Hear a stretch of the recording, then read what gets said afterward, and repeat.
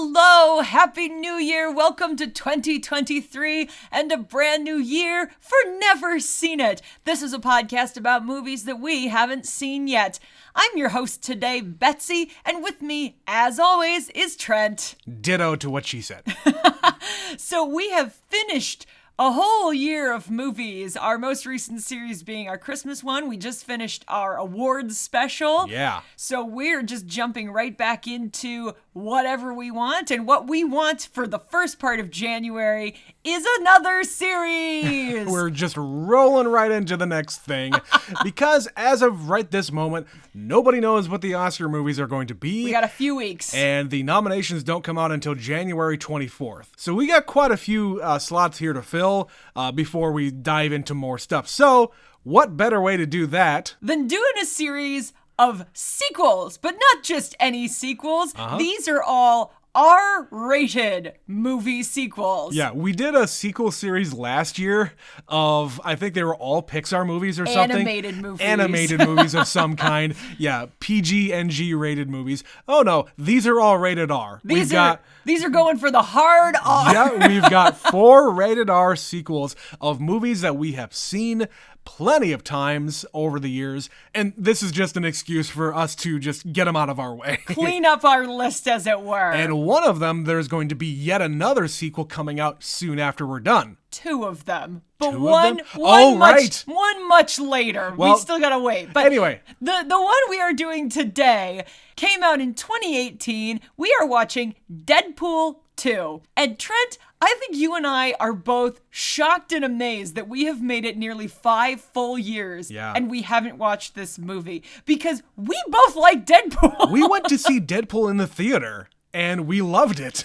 And then for whatever reason, when this second one came out, we just didn't go right away. Yeah. And then it got put on the back burner and life happened and we just moved on. Yeah, we've had the disc on our shelf for years. Literally years. And never ever put it in, never turned it on the TV. Just before we even started the podcast, we've had it even before then for a couple of years. Yeah.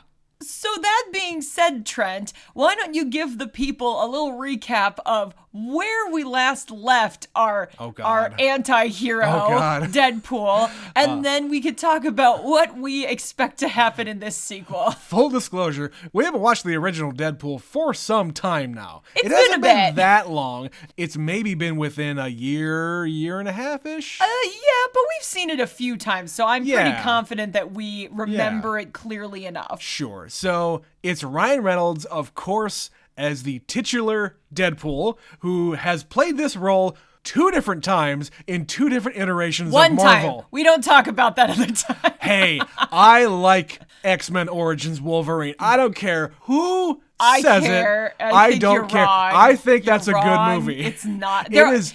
Okay. It has elements to it. I take it back. It's not a good movie. I like it. It's stupid. It's a tolerable movie. Yes.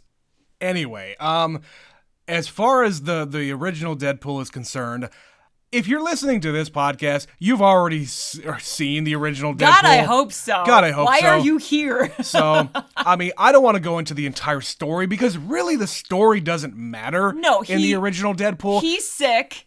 He get revenge. Yeah. He's never better. He has a lady friend. He just basically is induced into a state that his mutant abilities present themselves, and then the rest of the movie is the fourth wall breaking and the weird music and the crazy stuff that action. you actually are coming to Deadpool for. Exactly. This is Deadpool, not Deadpool 4. We haven't gotten there yet, Trent. But speaking of sequels, we're going to watch Deadpool 2. So what do you know about this sequel? So, I mean, I don't know exactly who is coming back for the sequel as far as actors. I think TJ Miller is in it again. He's his friend. I know Josh Brolin is the antagonist. I think his name is Cable. Okay. Which I think he is like another Marvel character. I don't necessarily know if he's in the X-Men thing or if he's another Marvel thing outside of that. Right. I don't know. I don't know this character. Neither do I basically don't know anything about this sequel. Not really. In 5 years, I'm like, I don't know. I have no idea. So I know there's a chick who's on the cover of it. She's got crazy hair that looks cool. But I don't know what her deal is. A woman and another guy and people right. doing things. I mean, I assume that Colossus and the what do they call her? The Negasonic teenage something or other. Warhead. Is that what her name is? Yeah, Negasonic teenage Warhead. Hey, I got most of it. I think they're back in it in some capacity, but yeah, as far as other people, I have no idea. As far as the plot is concerned, I don't know. I don't know if his lady friend is back. I think we basically know next to nothing about this movie, which is really surprising given the time it has been around. So let's go find out. We're going to watch Deadpool 2, and then we will be right back.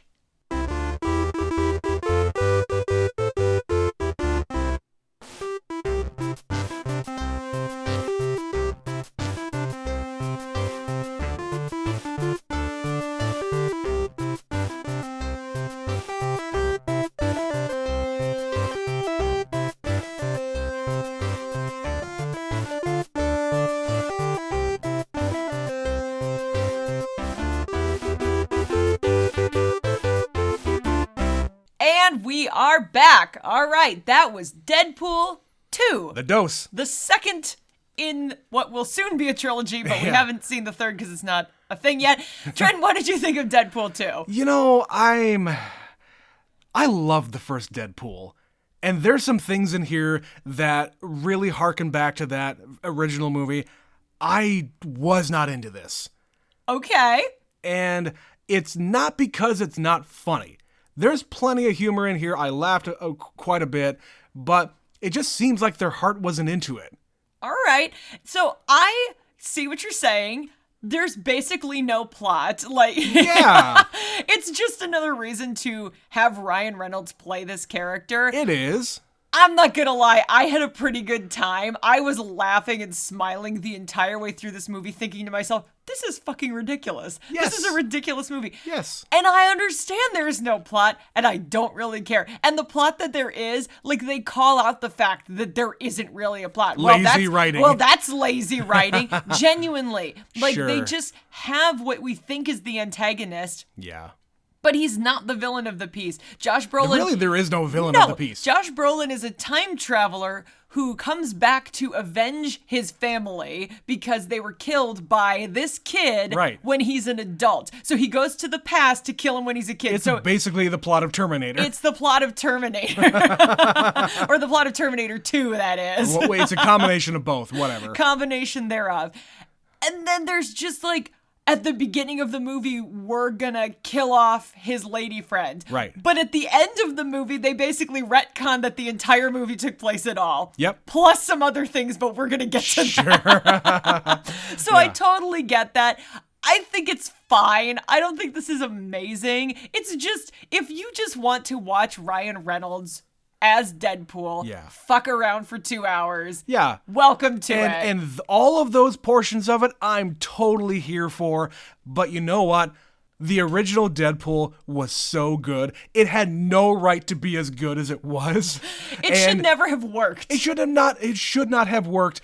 And because it works so well, the plot of that movie, I think works a hell of a lot more than whatever plot they decided to throw into this one.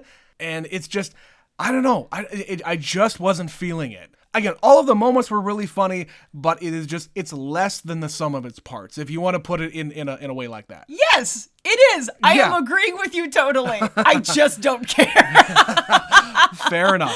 If you can let yourself go and have a good time with it, I'm happy for you. Listen, most of the time I was sitting there, I'm like, okay, we're a full hour into this movie and nothing has happened yet. Nothing. They killed off his girlfriend at the beginning because there's this big opening sequence where he's killing himself, and then we backtrack and we see what he's been up to is he is still a mercenary for hire. Which is pretty much the beginning of the first movie. Sure. Yeah. But he's gone international. It's the whole, I bet you're wondering how I got myself in this position. Yes, it's that whole thing. So he's been around the world killing people willy-nilly. Yep. He gets back to his hometown and this guy gets away, but he's got to go because it's his anniversary. Right. So he leaves early. Yeah. And then when they get back home, they find his apartment and she dies in the line of fire. She basically makes it through the initial thing and then takes a bullet. Right, and he gets all depressed and decides he has nothing to live for. He's nothing to live for. He's drinking himself into a stupor. He goes back to his old roommate. Was it Leslie Uggams is her name? Leslie Uggams, the blind woman who's just like, what the fuck are you doing in my I'm apartment? glad that they got her back in here. She was amazing in the first one. She didn't get to do a whole lot in this one. She only showed up for a couple of scenes this time around. Yeah. But yeah, she's just like, oh, I can't hear you with that pity dick in your mouth. And just tells him, get off your ass, quit being a baby and do something. So what he decides to do is kill himself. Right. But because he regenerates, he can't even succeed in doing that. Yeah. But the movie starts pretty quickly, and then we get a title sequence. So before we move forward, I need to talk about this. I forgot that there was an original song made for this movie called Ashes, performed by Celine Dion. And it is played over a James Bond style opening credits. In the style of James Bond for Deadpool. But instead of saying the actual names of the directors and writers, it just says written by those assholes. Well, they did that in the first one too, in their opening sequence of everything being in slow motion and like zooming in and out of the crashing car. But I thought are the credits made up? Yes. I forgot that. Yeah, completely. the credits are like written by a bunch of assholes or something like that. But in this one, the credits are a reaction to what happened in the first 10 minutes of the movie. Because we're saying, like, wait a minute, did you just kill her off? Is she dead? Is she really dead now? But minutes after this, we see Josh Brolin in a place we don't know. He's just introduced abruptly. Yeah, in this like burned out house. And he fiddles with something on his wrist. Yeah. And he disappears and is like, oh, we got a time travel situation. Sure. So immediately I'm like, so she's not really going to be dead, right? There's going to be some way to bring her back. Right. Because we've just introduced the concept of a time machine, which in and of itself is already stupid. And I don't care that we're already talking about, X-Men Days of Future Past. I think it already come out a few years before this. So there's already been some like playing with the timeline and different things in this X-Men universe. Yeah. But yeah, an actual time machine, neat. Excellent. And he, makes sure to tell him, I only have enough for 2 trips. And then of course, dead eye into the camera. It's like, that's some lazy writing.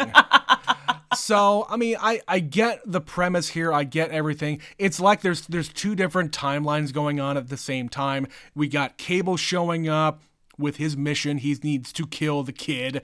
And we have the Deadpool character doing whatever he's going to be doing. But this is where he gets recovered after the explosion that he's trying to kill himself. He gets recovered by Colossus and brought back to the X-Men facility. The school for gifted children. Youngsters. Gifted youngsters. I gotta get that right. He is still trying to recruit him into being an X-Man. Right. And he's just being all butthurt on the couch and not really wanting to live anymore. But because he's been having visions of his dead girlfriend. Yeah. She says something to the effect of, your heart isn't in the right place. Yep. And he's trying to figure out whatever this vision is. So he decides it means he's supposed to be an X-Man. And so he's an X-Man trainee. But first, we have to talk about the scene in the school. Oh, yes. Before he decides to join forces with them, he's just trolling around the school in Charles Xavier's wheelchair. Right? Because of course. And he's like complaining to Colossus in his fourth wall, he did in the first one. Yeah, in his fourth wall breaking moment that he did in the first one, saying, Jesus, this is the sequel to a very successful movie. You couldn't get one of the big name actors from the rest of the X-Men universe. Where are the rest of the X-Men? Why is it always you two alone in this big house? Right. And while he's complaining, behind him, what he doesn't notice is a room full of the actual X-Men. Right. So you've got James McAvoy sitting there. Bald head And all. I can't remember the actor's name, but the guy who plays Quicksilver Yeah, is I don't know the standing guy's there. name, but yeah, Quicksilver is there, Beast is there, and a couple other ones I have no I think idea it who was they are. Storm. Like, And it's a then young Storm. Scott, because it was the guy with the visor. Yeah. But I don't know who those actors are. Now, to be completely honest, there's an entire X-Men movie that we have not seen. Yeah, we haven't seen Dark Phoenix, and we haven't seen the one with Olivia Munn on the cover. The one that Oscar Isaac is in. Is he in? He's the villain. The Apocalypse, is that what it's called? Apocalypse, yeah. Yeah, he's the bad guy Yeah, in we that. haven't seen those two. So who the hell knows what happened to that one? I don't care. But apparently nobody else cared either because those movies fucking bombed. They did. But yes, this is a great moment where we finally get just a little cameo tease. Just a treat. A treat. Just a treat. And then they just quietly close the door. I don't know if that was actually Nicholas Hoult as Beast, because that's who the actor is, but it could have been anybody under all that makeup. It really could have. But he had none of those people had any lines. No, they just show up for a sight gag and then close the door. Yes. From here, Deadpool is recruited as the trainee of the X-Men to... I guess they get a call about a rogue mutant out there causing hell. So this is an interesting, different take on the mutant thing in Deadpool, because of course, in the X-Men franchise, the whole story is that there is this mistrust and they're being persecuted. Yeah. And in this one, they just kind of exist, and there's a facility to rehabilitate the mutants. But of and course, the X-Men come in to intervene when mutants have a problem. Sure. And then, like, the headmaster here is revealed to be like abusive to the people because the whole of course facility. Because of course they Everybody who works there is If you've abusing seen these the kids. first 3 X-Men movies, all of them are about the mistreatment of mutants. Well, and he even breaks the fourth wall, and he's just like, "Oh, we're the X-Men. It's a metaphor for the mistreatment of minorities and subcultures in the 1960s." Yes. Yeah. Oh. So there's a kid there, and it's the kid who plays what's his name? So you and Ricky. His name is Ricky Baker in Hunt for the Wilder People. I was gonna say, I know this kid from somewhere, and you immediately recognized him. Yes, but I hadn't seen him in anything else but Wilder People. I don't think he's been in a whole lot, at least in America. He's still pretty much a kid. And this was a few years ago. Yeah. So this was probably the first thing he did after that movie. Probably. But yeah, he's a couple years older in this, and he is playing a kid who's just at his wit's end. Yeah. He's calling himself Fire Fist because he can control flames, like just blast people. Sure. And he's having a bit of a meltdown, and they have to come in and talk him off the ledge, as it were. Yeah, because the whole crux of the movie here is we need to save this kid in whatever capacity that we do. So the facility that he's at is mistreating him. He wants to get out. And this is his way of getting out, I guess. I mean, they didn't really go into exactly what was going on there, but they're there to either, like you said, talk him off the cliff or just coax him back into the rehab center. But he basically says, take me to the icebox, which is apparently the prison for mutants, because they have, we have this device. It's a collar, and it'll take your powers away. Because It'll suppress them. Of course. And they put all the mutants in a single facility up in the mountains somewhere. Sure. But instead of calming him down and taking control of the situation, Deadpool's a really bad X-Man, which is why he's just a trainee, and he starts killing the guys at the school because he knows that they are abusing this kid. He's like, you can tell, you can always tell. Mm-hmm. So he believes him, and then he has to go to the prison. But because his powers are suppressed, his powers are the things keeping him alive. Yes, he still has stage 4 cancer. His body is full of cancer. He's basically just walking cancer at this point. So in prison, he tells the kid, I can't help you. We're not friends. Yeah. I can't protect you. There's some prison fights, prison stuff. It's a prison sequence. Yeah. So he tells him, go and make friends with the biggest guy Right. to protect you, because I the- can't. The trope about prison stuff is you go in and you pick a fight with the biggest guy in there to make him your bitch, as the kid keeps on saying. Because he's watched one too many prison movies. Exactly. So, yeah, we have the sequence of them in the prison, and Wade just wants to die, and here comes... And be left alone. Yeah. And we have this other scene before all this happens where Cable shows up in the present day, and there's these two guys sitting behind a pickup truck talking about Drinking beer. Drinking beer, talking about wiping. Your butt. Wiping your butt. And like the proper way of doing it. And it's Alan Tudyk. Did you see who the other person was? I recognized them, but I couldn't place them. It was Matt Damon. I'm sorry, what? That was Matt Damon. That was not Matt Damon. It was Matt Did Damon. Did you verify it's this? in IMDb. Are you fucking kidding as me? Hillbilly 1 and Hillbilly 2. I had no idea, because I'm like, I know this voice and I recognize this person, but I can't place him. And he's got so much like a beard and hair. Oh yeah, there's so much on I him. never, ever would have noticed that. But I noticed Alan Tudyk right away. Yeah, totally. He has no lines. The other guy's doing all the talking. Right. He has no lines. So I was like, oh, it's Alan Tudyk, but he's not saying anything. Who's this other guy? Are you fucking kidding me? Academy Award winner, Matt Damon. Yep. All right, then. Showing up as a favor, I'm sure. Up. Well, he's not the only person who shows up. This movie is chock-a-block full of cameos. We'll get to more of those later. But so yeah, he just shows up. Ask what year it is. Asks what year it is, as one does when you're a time traveler. He zaps both of them and takes their truck with truck nuts on it, of course. Of course. Why not? And they go to this special prison. Yeah. And I figured, because he's looking around, rooting through the files, as it were, which cell are they in, that it's, okay, he's either after Wade or he's after Russell. And in these kinds of movies, he's after the kid. Why? I don't know. But sure enough, we find out about 5 seconds later when he goes, "Hello, Russell." Yeah. Oh, look, a big twist I never saw coming. Amazing. Right.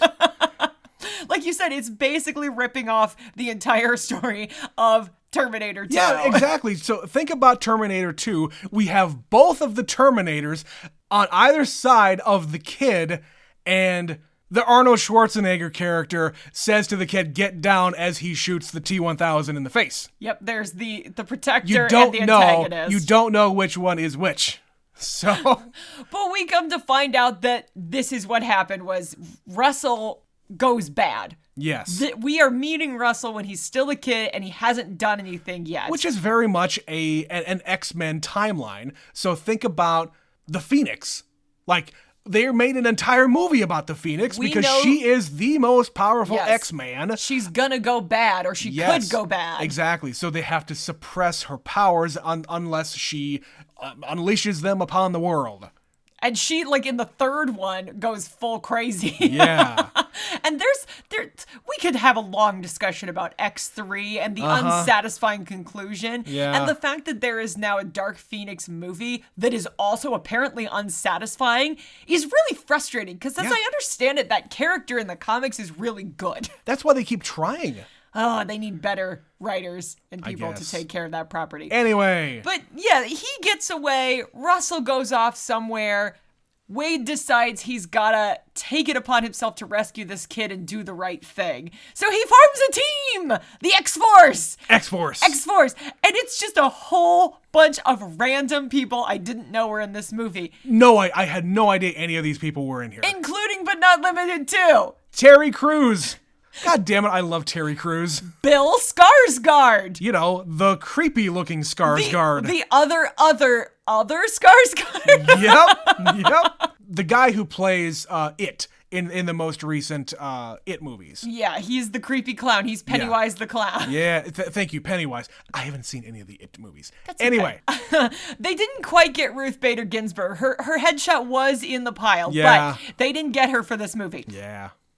They've got another guy who I recognize, and I had to look him up. He was the dude in the newest Mortal Kombat movie. Shattershot, was that his name? Oh, shit, okay. Yeah, that was the guy from Mortal Kombat. Fine. So we've got a guy who can, like, fuck with your brain waves or something, electrical firings, I don't know. Sure. You've got a dude who can vomit acid. Yep. You have Domino, whose skill is luck. She's lucky. Sure. You have the Vanisher, who we never see. He's invisible. Until later. And then Peter, who is Rob Delaney, another comedian, who just saw the flyer and thought it sounded like fun. He has no powers. No. And Rob Delaney is I can't remember if we've ever brought him up. He showed up in something else we watched. Yeah. Isn't he in one of the Fast movies? Oh, I don't remember. He's in something we watched. I think you're right. I know he was there somewhere because I never remember his name. No. Yeah, and I don't really know why he shows up in this other than just that joke that he is this white bread guy. I guess, but they put together this team and they're gonna get all of the prisoners out of the prison, and there's a convoy because the prison has been blown up, so of course they have to now move and transfer all of the prisoners. Again, it's very much a trope of movies like this. Easy excuse for an action sequence. Yeah, and then before this, Cable kidnaps TJ Miller and to get all the details. He's going to torture him to get all the details. For exposition. For exposition purposes. But no, he's just going to tell him exactly what he wants because I can't handle pain. And he also says there's a what is it, a high wind warning or something? Yes, watch out for the wind. A wind advisory. And they're all diving out of a plane with parachutes. Yeah, right. And it goes as horribly as you could possibly expect it to go. Because of course it would. And while it's happening, I suddenly remembered who the Vanisher was. I had the same thought after it happened because I remember seeing that little clip of Brad Pitt. So this invisible body in a parachute, you just see the parachute flying through the air. Which is a funny side gag. And then it hits a power line. Yeah. And the person inside the suit is electrocuted, and it is Brad Pitt. And this is not like a computer animated thing. Like, he was on the set. Oh, yeah. And they filmed him. For like an hour. Doing this for like an hour. He grabbed on and he shaked and gave his best I'm being electrocuted face. Right. So he gets electrocuted. Terry Crews goes face first into a bus. Yep. Deadpool lands on a big sign, so he's up a big above. Billboard. He's okay. With a vantage point watching all this happen. Right. Bill Skarsgård goes feet first into a wood chipper. Oh, God. Peter actually lands. Tries to save him. He tries to save Bill, and upon doing so, he vomits acid on him, and his arm goes away. Well, yeah, and I mean, you would live from that, I think.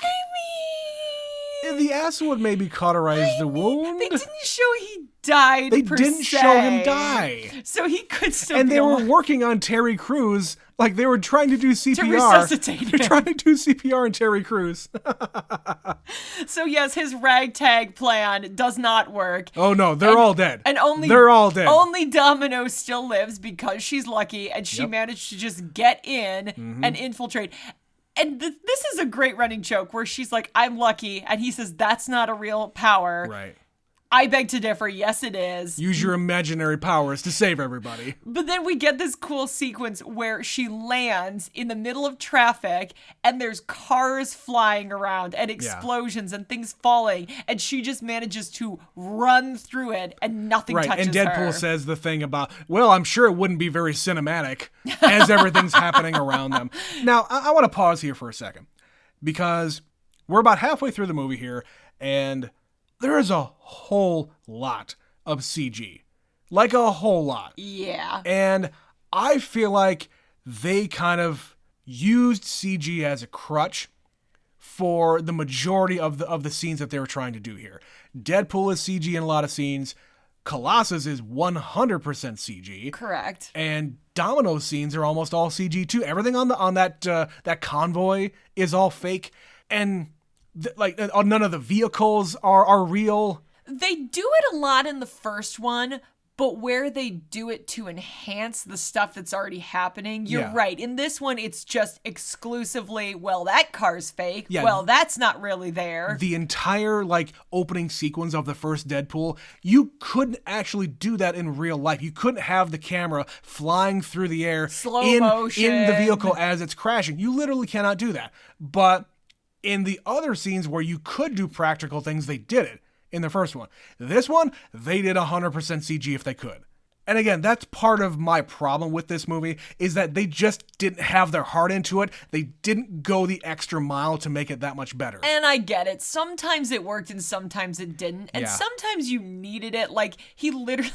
At the end of this sequence, we find out that Russell has befriended the Juggernaut, who I know is in one of the X-Men movies. Which one? Is he in 3? He's in 2. Is that Vinnie Played Jones? by Vinnie Jones, I was yes. going to say. Yeah, I was just going to say. So, Vinnie Jones plays the Juggernaut in the original one. I don't know who this was, because in the credits it just says voiced by himself. It was actually Ryan Reynolds. Was that really? I think so, yeah.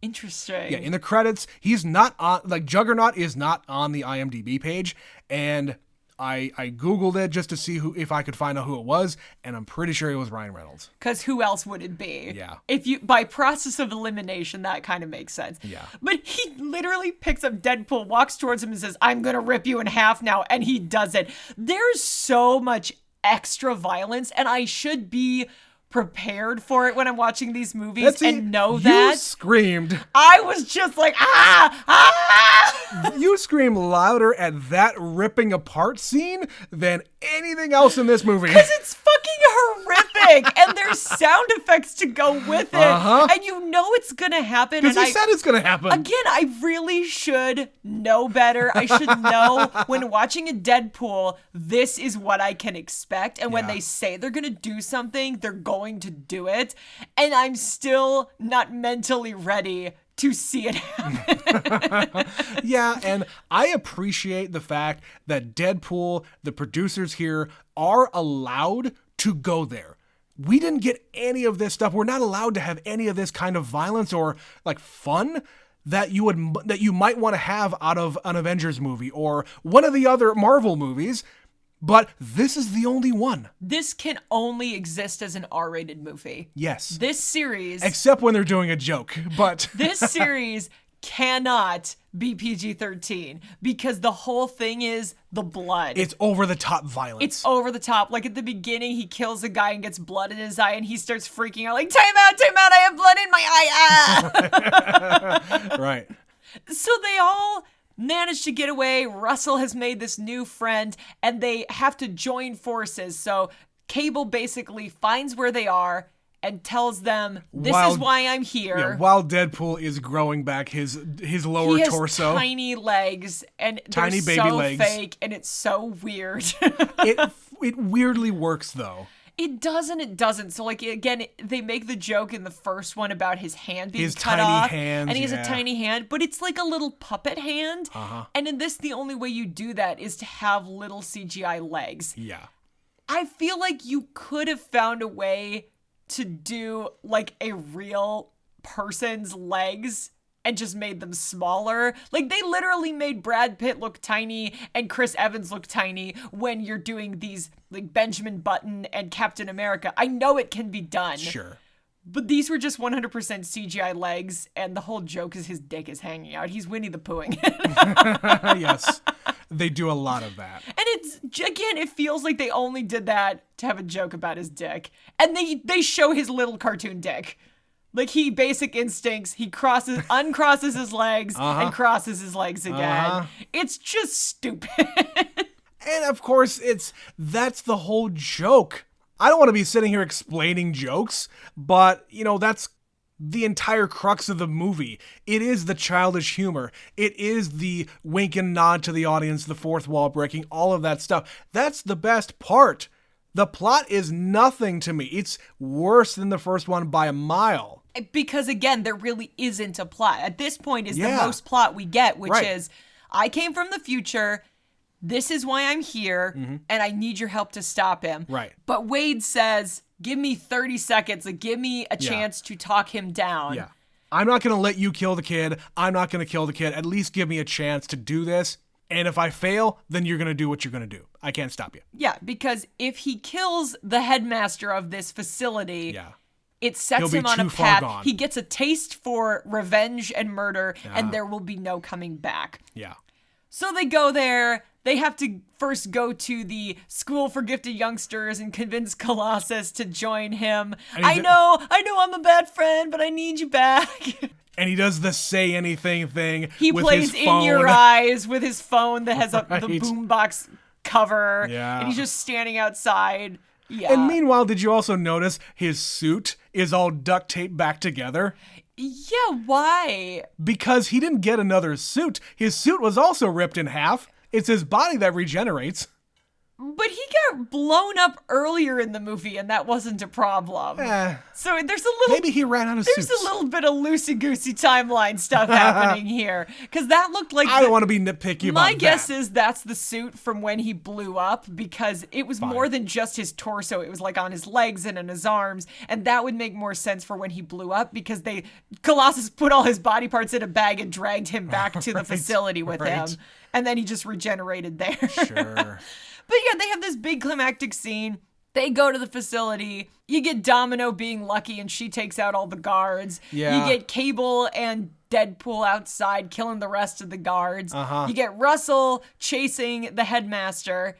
And then it ends exactly the way you would expect, where he intervenes. He convinces him to stop, but Russell doesn't believe him. So Cable's going to take the shot. And Deadpool takes a bullet for Russell to prove his loyalty. Right, because Russell says, I can't trust you because of what happened beforehand. And I don't have anybody. And it's the situation where you would expect this kid not to believe him. Sure. But he puts one of those collars on, the plot device from earlier in the movie. And he takes a bullet, which means he's going to die.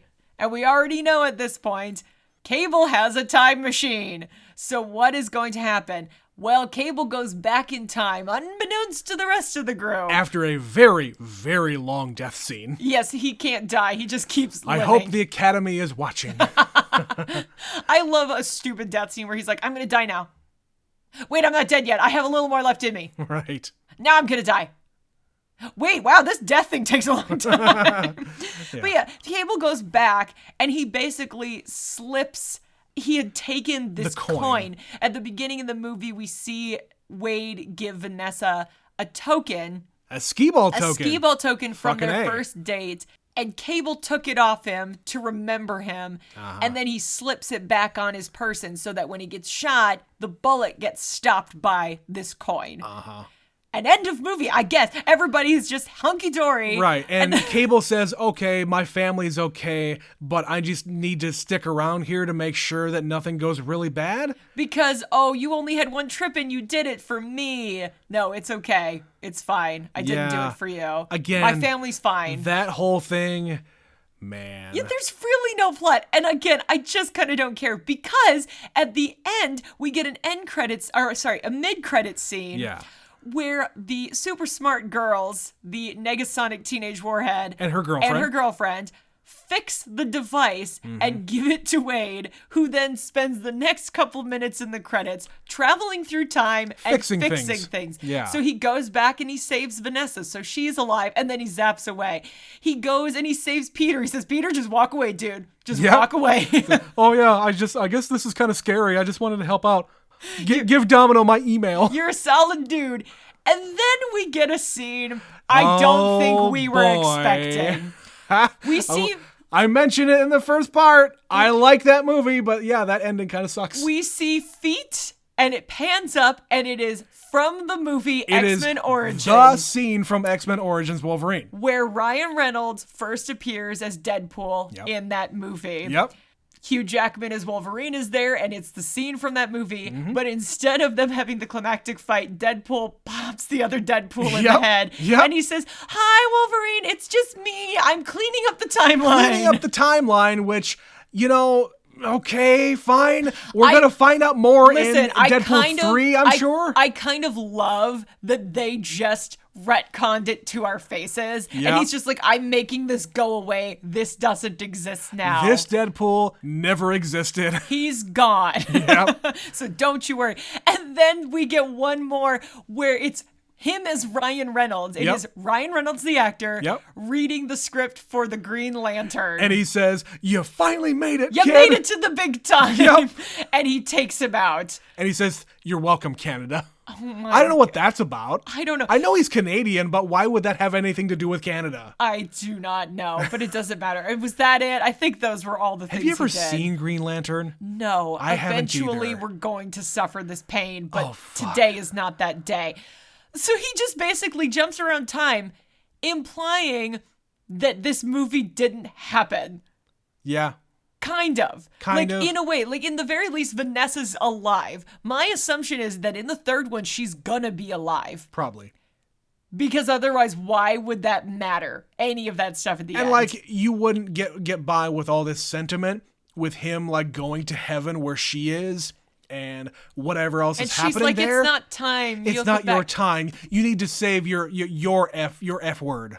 But there is a time machine. The whole point Yeah. is there's a time machine and they show him going back and saving her. Yeah. So my assumption is we are supposed to believe that whatever happened in those credits is the real deal. Sure. And that really happened, I guess. Sure. So yeah, it's not much. There's not a lot of meat on these bones, but the whole point of this movie is all the fourth wall breaking, the jokes, Yes. the bullshit in between. Yeah. So Trent, why don't you touch on some of the moments that you enjoyed in this movie? Because I am sure you wrote down a few. Yeah, and the stuff that is the best, like we keep saying, is the fourth wall breaking, him talking about, it's the meta stuff. So him talking about the fact that it's a movie. He said something to the effect of, yeah, Deadpool 1 almost beat out The Passion of the Christ in box office sales Internationally.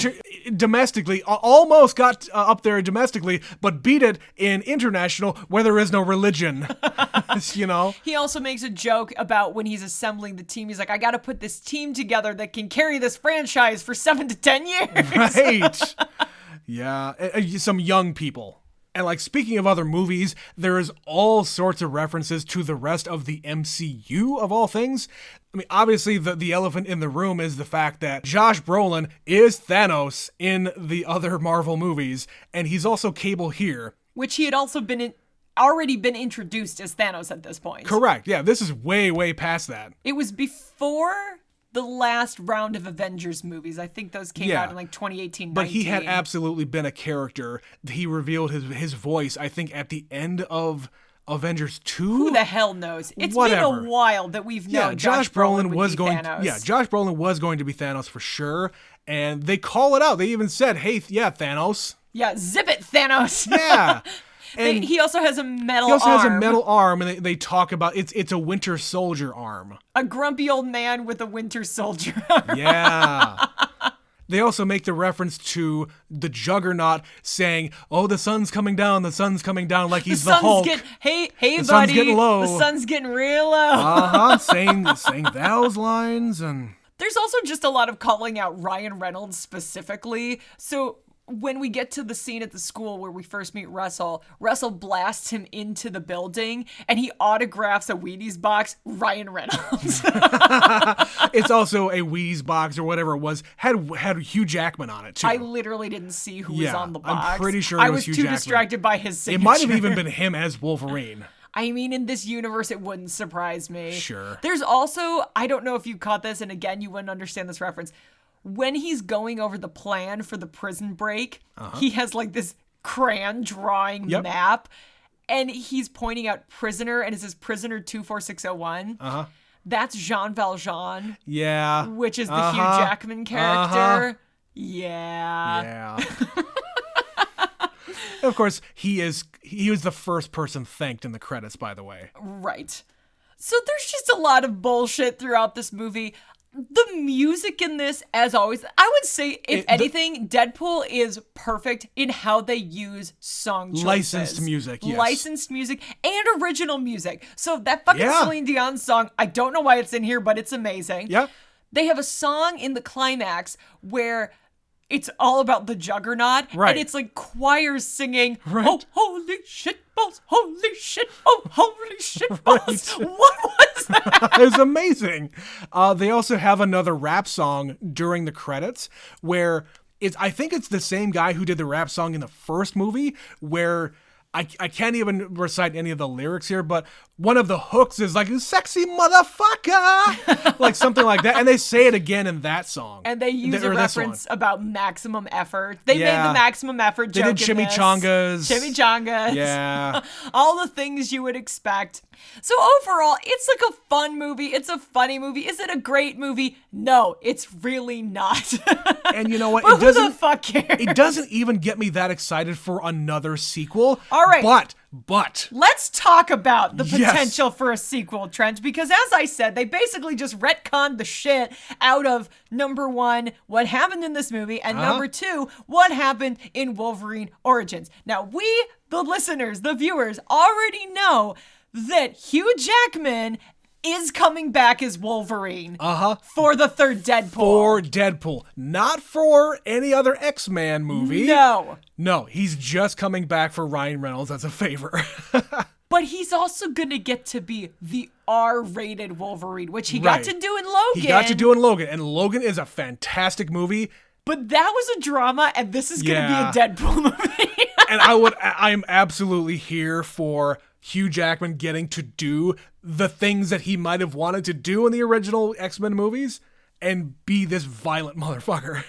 We're gonna see. It doesn't come out for like another year. Couple years. It's like 2024, I think.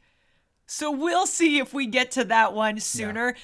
My assumption is this movie didn't exactly wet our whistle for another one. No.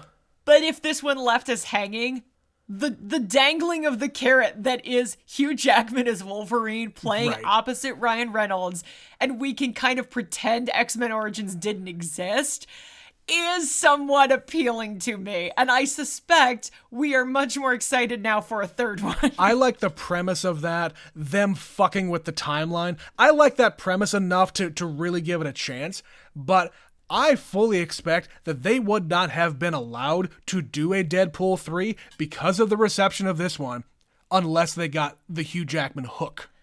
That too. Well, this movie was still successful. It's not like it bombed at the box office. I think it just certainly helps. That's the thing. It sweetens the cake. The sequel has to do better than the first one, and the first one did so well. It was such a big movie. Yeah. It was enormous.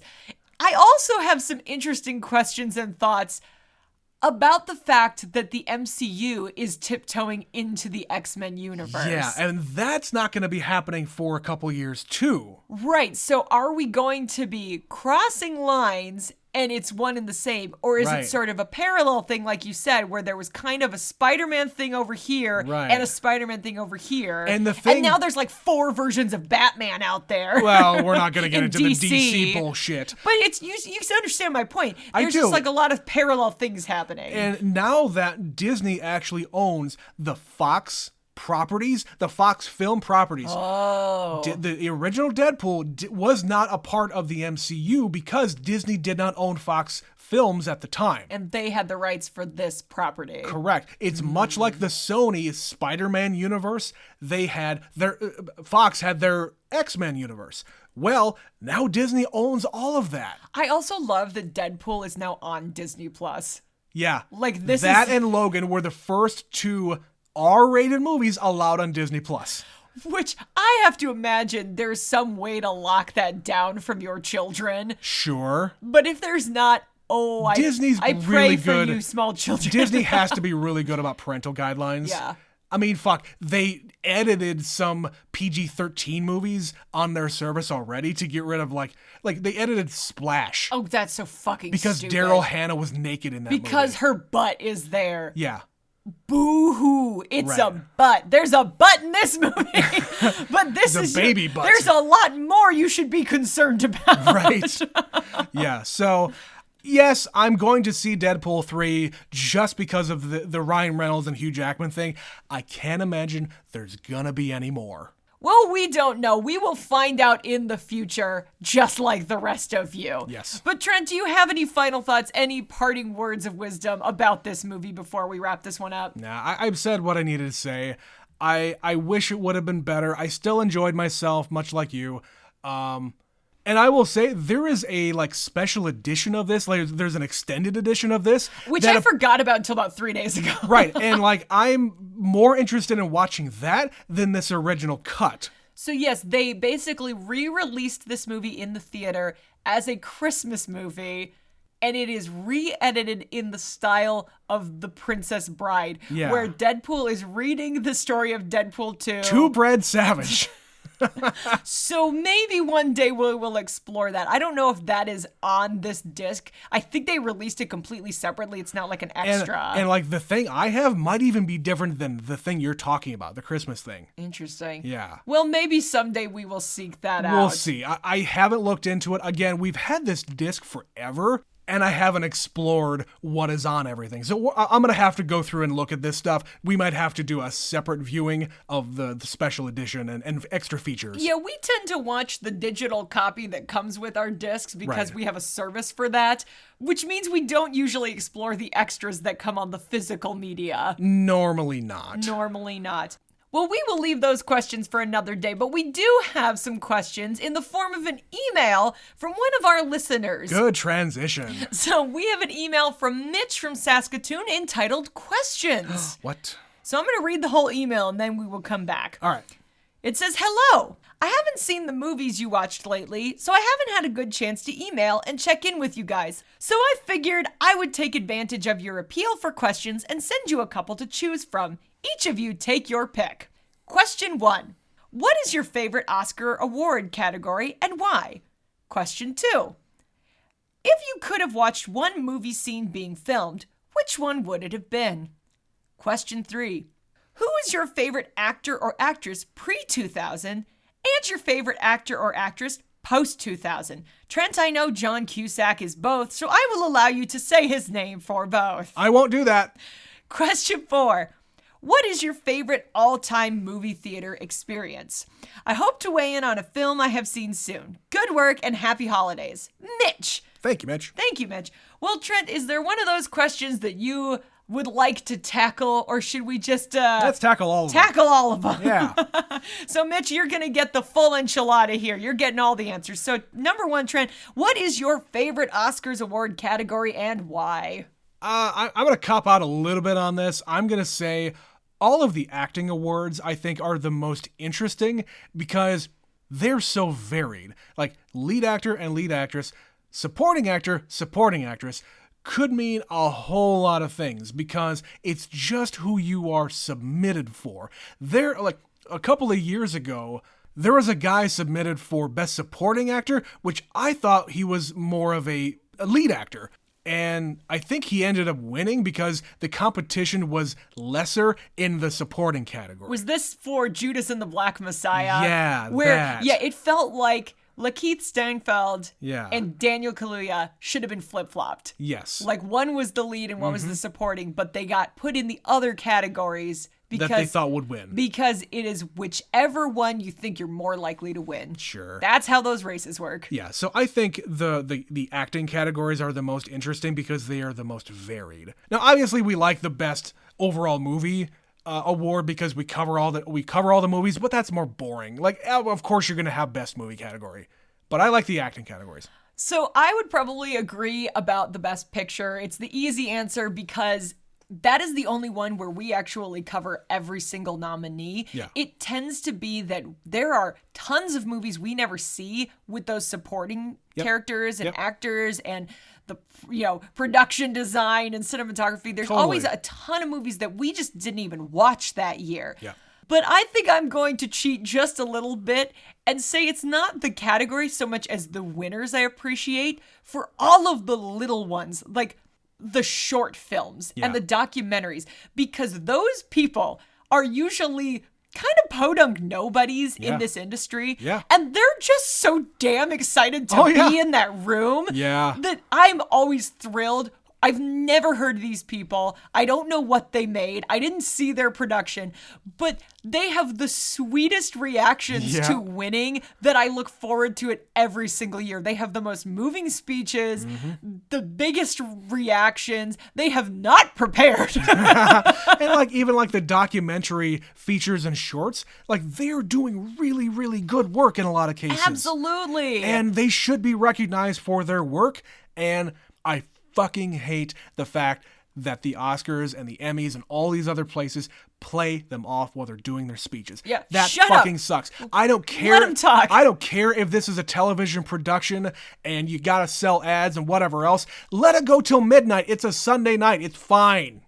Anytime they have tried to cut things from the show to make it shorter, doesn't matter. Like last year, fucking hate that. pissed us off where they pre-recorded things and then just showed them later. It was longer than it had been the year before. Yeah. So just show the fucking awards. Like, let the little guys have their say. Yeah. And speaking of little guys, I want to add on to your question. I'm going to ask a question. What is a category you would like to have added to the Oscars? I've got an answer for this, and I'm pretty sure it's the same as yours. All right, well, just say it, Trent. Achievement in the art form of being a stuntman. Yes, stunt design. Stunt work. Stunt work. God damn it. There were so many stunt people in this movie we just watched. Yes. There are more stunt people than actors in this movie. Give an award for the stunt people and give an award for the stunt coordinators. Yes, do that. They're different things, but sometimes the same person. Yeah. You got a movie like Phantom Menace. The guy who plays Darth Maul is a fucking stuntman. Yes. He didn't mean to be in this movie. He tried to teach someone how to do the fights, and in the end, the guy couldn't do it as well as the stuntman, so he just was the actor. And now he is notorious. Right. He is so famous for playing a part he was never supposed to play. Yes. Go figure. All right, question 2. If you could have watched one movie scene being filmed, which one would it be, Betsy? So I kind of have an answer. I don't know. It's sort of a broad one.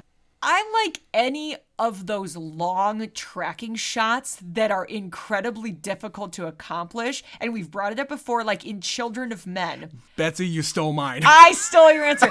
But this is just a good example of it. It is a great example. Because it is like a 10 or 12 minute scene done in one take. Yep. And sometimes they say there's like hidden cuts, and other times it's just straight up, we're just doing this and whatever happens, happens. Anytime they've done that. But there's a ton of movies I could give you an example where they've done this. 1917 was another one. 1917. Yeah. In Atonement, there is a large scene on a beach where they just track these soldiers walking around the beach, and there's just so much happening around them. Sure. So I would say just any movie where they are trying to accomplish that much in a single take. And not just the actual flawlessly. shooting of it, but the setting of it up, the rehearsals for it. It takes fucking hours. Witnessing that entire thing from beginning to end.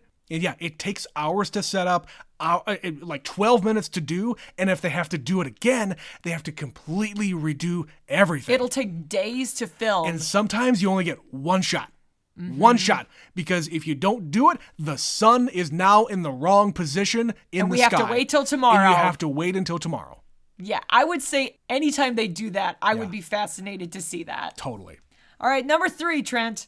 Who is your favorite actor or actress pre-2000 and your favorite actor or actress post-2000? You do not have to say John Cusack. I am not going to say John Cusack because that would be a lie.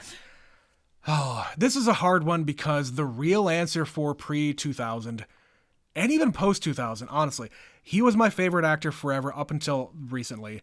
Kevin Spacey.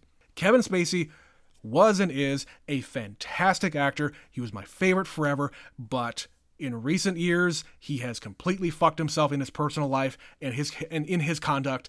And just talking about the acting, I could not think of a better actor, like from a technical standpoint, from an emotional standpoint, from just delivering lines. It's very easy for me to say Kevin Spacey, but in this case, if I'm not going to include him, I would say Shit, I mean, Al Pacino is way up there for me. Yeah. No, it's really, really frustrating when people turn out to be garbage. Yeah. Garbage people. It really sucks, and it's hard to separate the two things. But if you can separate that and just look at the artistry, look at the talent there. The pre-stuff. The before times. In the before times, I would say both eras. Nothing both moving eras. forward. We're not moving forward with that actor. Yeah. And you know what? There's another guy, like Jack Lemmon, is one of these guys who has done drama and comedy and everything under the sun. And you have not seen a lot of his old, early stuff. So I think that is somebody we're going to have to get you on board with. Basically, anybody in Glengarry Glen Ross. The cast of Glengarry Glen Ross. That is my favorite.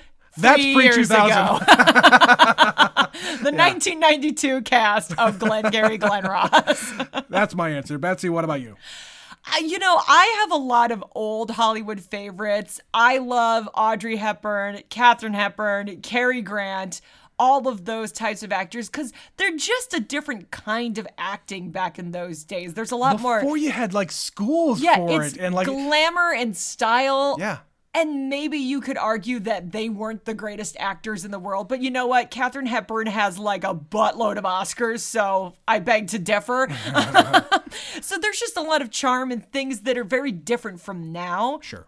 And I've brought this up before. I would say now there's a lot of modern people like Colin Farrell. I've brought him up many times. Sure. Stanley Tucci. I light up when Stanley Tucci shows up. And 9 times out of 10, I don't know he's going to be there. Right. I love Paul Bettany. So you know what? To steal your answer, everyone in the cast of Margin Call.